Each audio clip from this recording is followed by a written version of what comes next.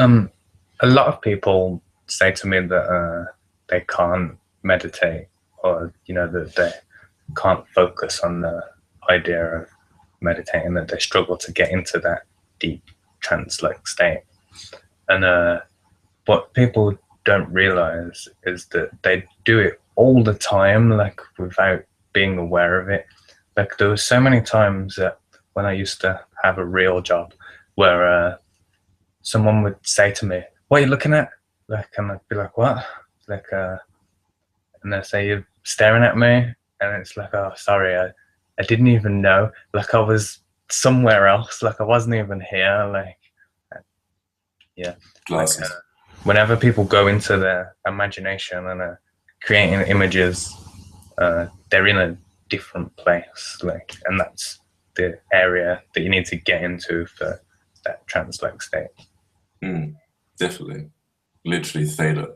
And most people don't realize you could be conscious and be in that state. Most people go into that state by accident and they're completely oblivious to the notion that they are not their surroundings, in the sense that most people who fall asleep unconscious actually believe that the area around them is real. They believe everything. And they don't even question where they came from. They don't question their place in the dream, even if it's completely drastically different to 3D. You could be white here, go into a dream and you're black. You won't even question it because you're completely unconscious in that dream. And you can really bring your awareness from one state of being, from one plane of existence, into the dream realm. That's what they call lucid dreaming. And that's the realm of your inner thoughts. Astral projection is the realm of everyone else's thoughts if you go into the lower realms. And it's interesting because I think if a lot of people realize that, and they could realize that they could be conscious the majority of their life, because a lot of people sleep a lot, then the notion that you're wasting time sleeping would disappear, because you'll always be able to build on yourself in a lucid dream. And that in and of itself is a long duration of time to meditate. Imagine that. If you could, like you said, you're in your head all the time throughout the entire day, it's meditation. You're doing it constantly throughout the entire day, even whilst you're working. When you're walking back from work, listening to music, picturing things, what you want to do in the future. I used to do that a lot when I had a job in retail. And then you lay down to go to sleep, but you stay conscious and you start studying your subconscious mind, still meditating, just different patterns of meditation. Do that for like weeks and weeks on end. This is what I mean by if you're not able to meditate for up to 3 days, then you're probably not going to get to the level that most people are at. And then they always think straight away on a 3D perspective, okay, I need to sit there for 3 days in one location, close my eyes and think of one thing for 3 days. It's impossible. I need to eat. I need to go to the loo. I need to do all this stuff. No, you don't.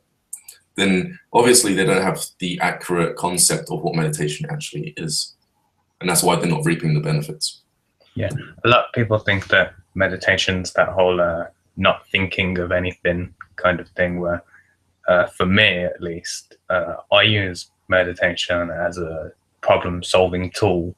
Like, so if I have a problem or an issue of some kind, I'll go into that trance-like state and go through the problem faster and more accurately than I can in this conscious state.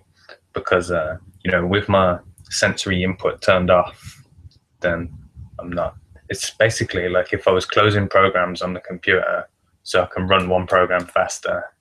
That's what meditation is to me. It just means turning off all the sensory input so my brain can process at a faster speed and solve problems better. Pretty good example. Recently, I made a memory mastery course. I didn't plan it. Right? I planned it afterwards. The way I did it was I went into a meditation and I got into the same level of consciousness you were saying, really deep theta, past the point of sleep. When you're sleeping, you're conscious here and then you become unconscious and you're dreaming here. Most people can't go past that point. If they did, they'll still be unconscious. But I can take my awareness from here, go past the point they normally get at sleep. And when I go past it, I notice that my physical body starts snoring. I then go even further and I have so much information. I'm more aware of how I'm thinking when I'm in that theta state. And then I started the process of memory recall. I started looking at how my subconscious mind started, because now I am my subconscious mind, started to absorb its environment around itself and paint that mental image of a map, which allows me to navigate throughout London. And I started learning how I started to repress memories in the past, how I can bring them back, and how I can create them, what link my subconscious mind attached towards each aspect of the memory process, and how to do that on purpose. You know, like using color, for example. I say this in the memory mastery course. If you see a color in a memory and you focus on the color and you absorb the color, like it's the only thing taking up your vision, your subconscious mind will use that to throw you into another memory where that color is present. It could be anything. And I go into loads of different examples as to how it happens. And before I even did that, I didn't know how I was going to make the course. So what I did was I got the microphone, I put it on my neck, and I lay down, went into theta, and I recorded myself speaking whilst I was in these levels of consciousness, just observing how I'm doing my memories.